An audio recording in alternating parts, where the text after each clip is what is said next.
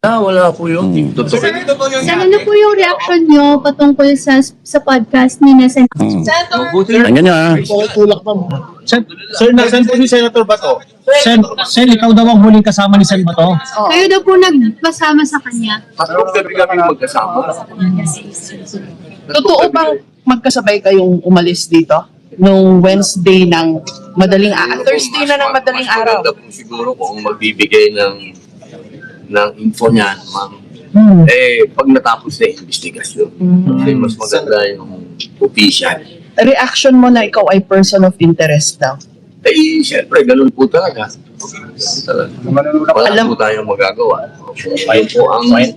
Kung yun po ang sinabi ng mga otoridad, Naalala nyo yung nilive natin ito noong nakaraan. Sabi ko nadulas siya. Tapos nung nadulas siya, tinanong ulit siya ng reporter, dininay niya. The fact na dininay mo, nagsisinungaling ka na. Pakinggan yung pagkakadulas niya. okay naman po yun. Sir, ikaw daw nagsakay kay Sen Bato, totoo ba? Siguro po, antayin na lang po natin yung Pakinggan niya ha. Sir, were you spotted in the NAIA terminal with Senator Bato? Ayan na. Saan po? Sa NAIA terminal. Were you Nakita ka raw spotted sa with Senator NBI, Bato? ay sa airport. Siguro naman po, walang sense naman yun. Bakit naman kami magpapakita Mm. sa airport pa? Oh, narinig nyo ha.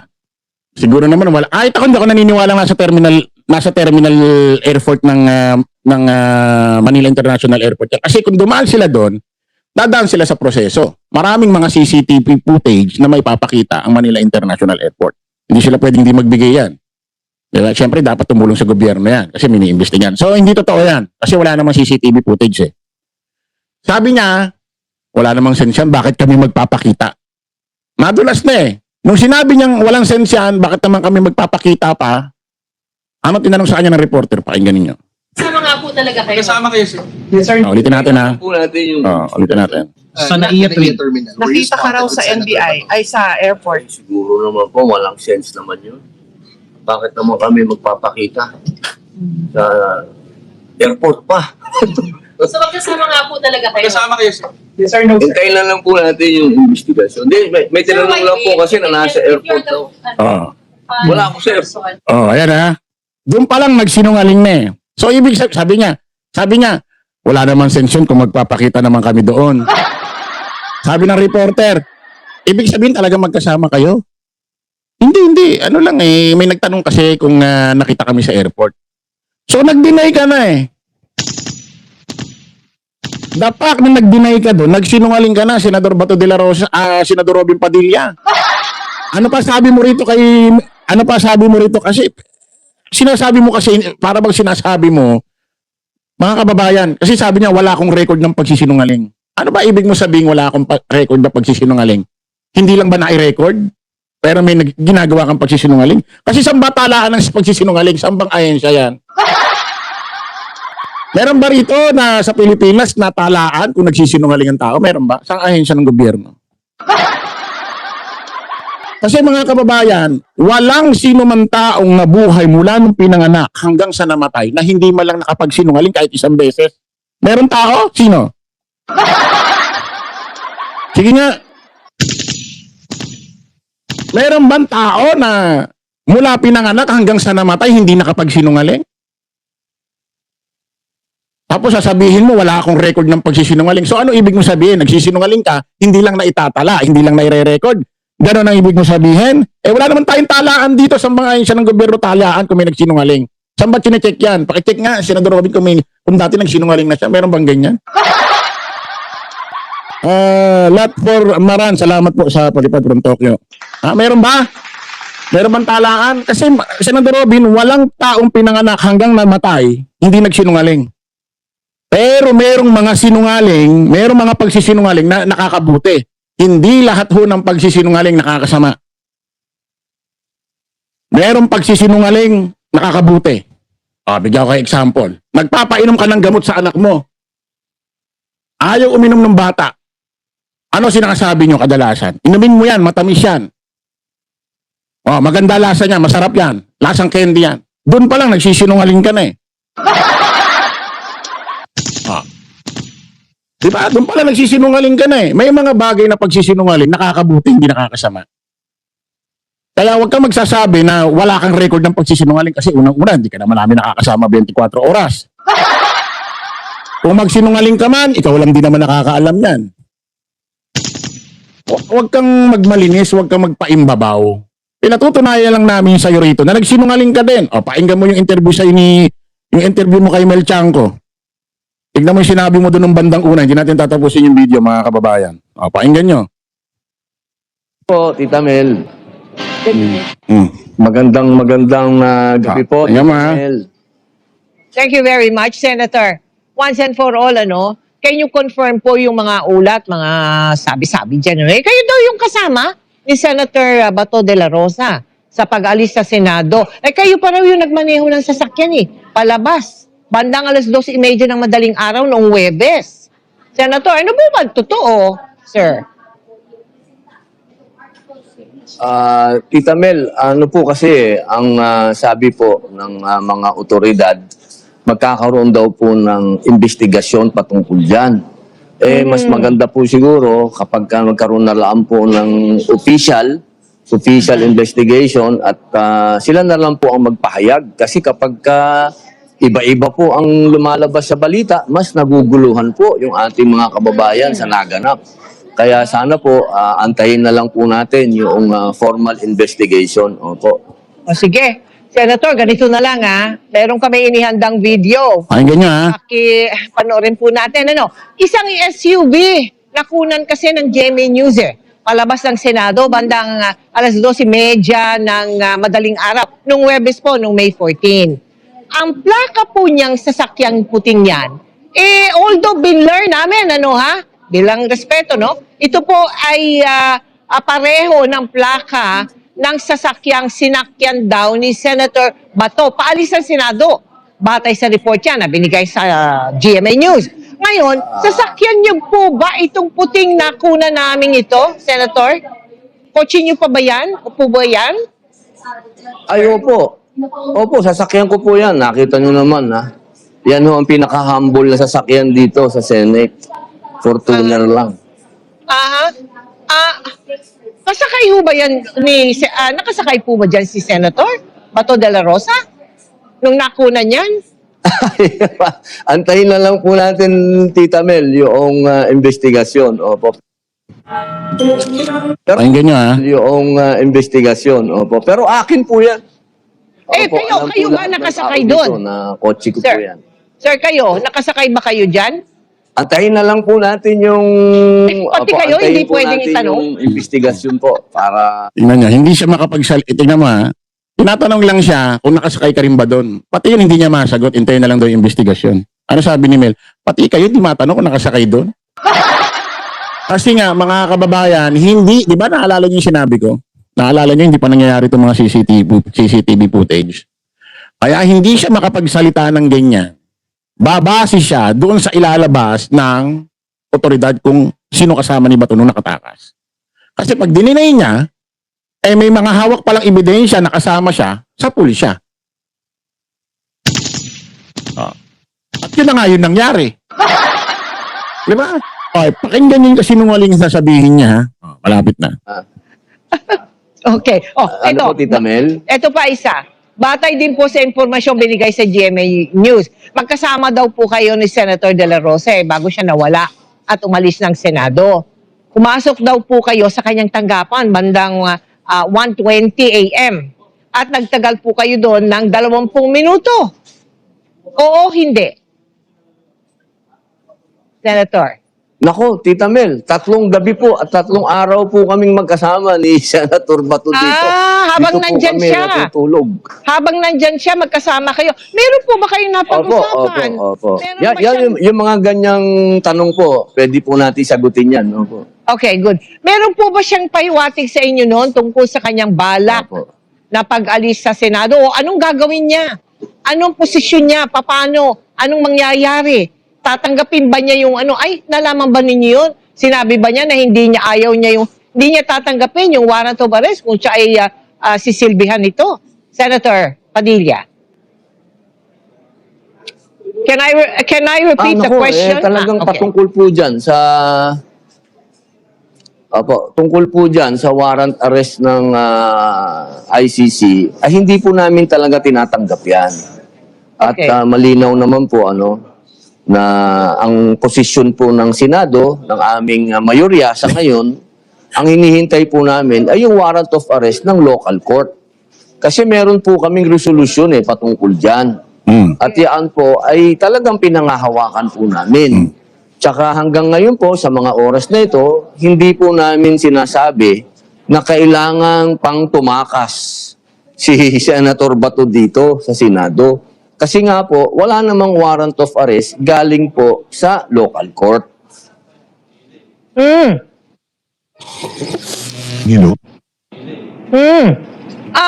Alam niyo po ba kung nasaan ngayon si Senator Bato? Nakausap po ba kayo? Mula nang magkahiwalay kayo sa Senado ng Ay. Huwebes? Ay, hindi po. Wala. May sinabi po kasi kayong Tama. Nung pagsabi ni Mel Chanco, tumawa si Senador Robin, si ano talaga, si Ate Mel talaga. Pakinggan nyo ha. Pakinggan nyo yung sinabi ha. hindi, Ma'am sabi talaga, niyo sigurado. Hindi ko po. Siyempre naman, kayo naman Oo. yung tatanungin ko ng maayos. Ulitin natin ha. Ulitin natin. Bato? Nakausap po ba kayo? Mula nang magkahiwalay kayo sa Senado ng Ay. Huwebes? Ay, hindi po. Wala. May sinabi po kasi kayong hindi, Ma'am sabi niyo talaga, sigurado. Hindi ko po. Ano? Sabi mo si Ma'am talaga, Bakit? Bakit ka tumawa? Bakit mo sinabing si Ma'am talaga? Kasi nakapagsalita ka na hindi mo dapat sinabi, hindi mo dapat sinagot. Naku po, ano sabi mo? Ano tanong sa email? Alam mo ba ngayon kung nasan si Senador Bato de la Rosa? Nakapag-usap na ba kayo? Ay, hindi po. Bigla kang tumawa. Ano sabi mo? Si Ma'am Mel talaga. Kasi bakit mo sinabi si Ma'am Mel talaga? Nakakahon ka na. Namati ka na sa usapan, Hindi mo alam kung nasan si Senador Bato? Hindi mo alam. Nung yung interview na yan, wala na si Senador Bato. Nangyari na yung pagpunta nyo sa parking Kinabukasan na yan. Nung Lunes na yan Hindi mo alam kung nasan si Senador Bato. Hindi kayo nakapag-usap. Lumalabas sa investigasyon ayon sa CCTV, dumaan kayo ng backdoor, nagpunta kayo ng parking, sumakay kayo ng sasakyan mo, lumabas kayo ng parking, umalis na kayo. Akala ko ba wala kang record ng pagsisinungaling? Sabi mo kasi wala kang record. Baka naman nagsisinungaling ka, hindi lang na-i-record. Yan, paano yan? Nakatala. Saan natin itatala ito? Meron bang talaan? Senador Robin? Saan ba ipapatala? Ang problema kasi sa'yo, may mga sinasabi ka minsan na parang nakakatanga. Na hindi naman nangyayari reality. Pinost mo si Usa at Chief Aplaska. Ano sabi mo? Bayani? Ano sabi niya? Ano sabi niya doon sa post niya? Nakakatanga minsan yung mga sinasabi mo. Parang, yung... Hindi ko alam kung saan nanggagaling yung mga post mo na yan. Yung mga minsan sinasabi mo. Merong post ito. Saan na ba yan? Meron siyang post na ayan post niya, ito siya Plaska, ano sabi niya rito? Basahin natin. Bismillah. Isa lang ang batid ko sa katotohanan. Ang taong ito ang nagsagip ng mga buhay ng nasa loob at labas ng Senado. Ano daw? Iniligtas niya yung mga tao sa labas, pati mga tao sa loob. Ang pinagsasabi. Ang problema kasi sa'yo, may mga sinasabi ka, Senador Ruby, na parang, minsan parang ang weird.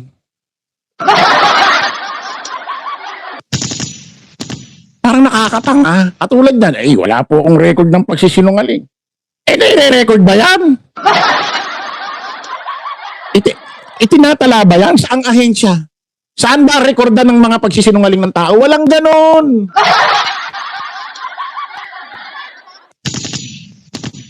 Sige nga, saan ba nagre-record ng mga kasinungalingan ng tao? Wala naman Meron bang checkan ng, pupunta ka sa isang ahensya, pakitignan niya dyan si Chris Ulo kung may record ng pagsisinungaling? Walang ganon. So bakit mo sinasabi, ay wala akong record ng pagsisinungaling? Wala ka nga record. Pero kasi, nagsisinungaling ka rin, hindi lang naire-record. Ganun ba ibig mo sabihin? Dito nahuli ka na Kaya nga tumawa ka di ba? Kaya tumawa ka kasi nakapagsabi ka ng isang salita, nakasagot ka kay Mel ng isang salita na kung saan pwedeng panghawakan ng mga otoridad, especially lumalabas na ang katotohanan, ikaw ang kasama, tinulungan mo si Senador Bato de la Rosa para makatakas. Isinakay mo pa sa loob ng sasakyan mo. Alam mo ba may batas na ang sasakyan extension ng bahay yan? Tanong niyo sa mga abogado. Ang sasakyan, may batas dyan, extension ng bahay yan. Tanungin niyo sa mga lawyer. Nako po. Ang dami sinasabi mo. Kaya ka natawa no? Po ay talagang pinangahawakan po natin. Tsaka hanggang ngayon po sa mga oras na ito, hindi po namin sinasabi na kailangan pang tumakas si Senator Bato dito sa Senado. Kasi nga po, wala namang warrant of arrest galing po sa local court. Alam niyo po ba kung nasaan ngayon si Senator Bato? Nakausap po ba kayo? Mula nang magkahiwalay kayo sa Senado ng Huwebes? Ay, hindi po. Wala. May sinabi po kasi kayo. Hindi, sabi yan. ko sigurado. Hindi ko po. Ay, shit. Nadulas ka na, nagsinungaling ka. Pinatutunayan ko lang Senador Robin Padilla na nagsisinungaling ka din. Isipin mo Lunes na yan. Nangyari yung Biyernes. Ano sabi mo? Hindi mo alam kung nasa si Senador Bato. Hindi kayo nakapag-usap. Paano mo sasabihin hindi mo alam si Senador Bato? Nasa loob ng sasakyan mo. Paano mo sasabihin hindi kayo nakapag-usap? Nasa loob kayo ng sasakyan. Alam niyo mga kababayan, ito i-play muna natin itong CCTV. Kumpletuhin na natin. Kumpletuhin na natin ito mga kababayan. Ito. Kumpletuhin na natin to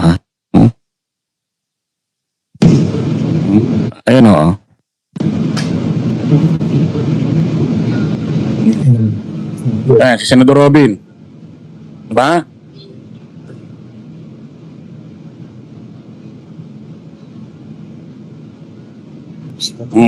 Stop yata ni Bato. Ayan na si Bato.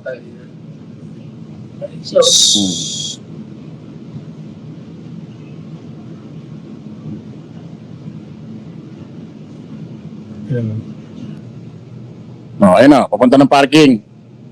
Yan si Bato. Sasakay. Ayun na, sasakay na sila. Sa Fortuner, nakapark ko. Yan si Robin yan.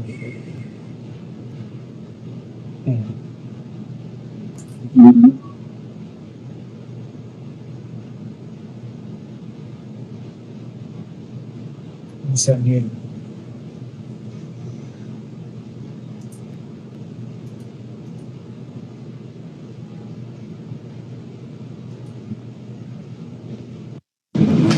Ayun na.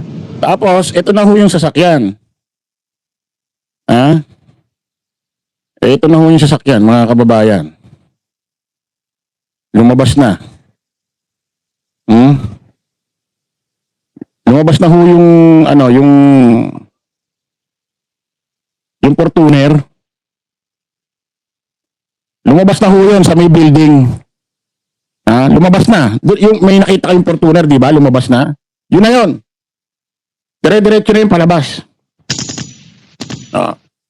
Ngayon, mga kababayan, eto. Teka. Na natin. Ito